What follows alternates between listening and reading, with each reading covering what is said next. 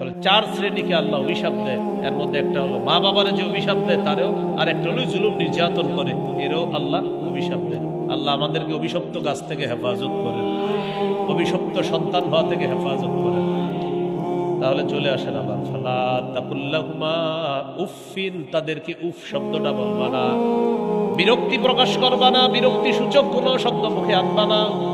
2 number ওয়ালা তানহারহুমা, তাদেরকে কখনো ধমক দিবা না, তাদেরকে কখনো ধমক দিবা। আব্বা আপনি তো বেডের করেন না তো, নাউজুবিল্লাহ, এই কথা কখনো বলেন। বাবা মা বৃদ্ধা বয়স হয়ে গেলে এক কথা বারবার বলতে পারে বয়সের কারণে, আপনি মন দিয়ে শুনবেন।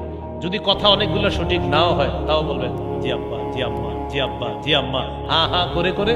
পরে আপনি তো জানেন এগুলো কোনটা সঠিক কোনটা বেঠিক, ভদ্রতার সাথে বুঝিয়ে দেওয়ার চেষ্টা করবেন, কিন্তু প্রথমে কোনো বেয়াদবি করবেন না।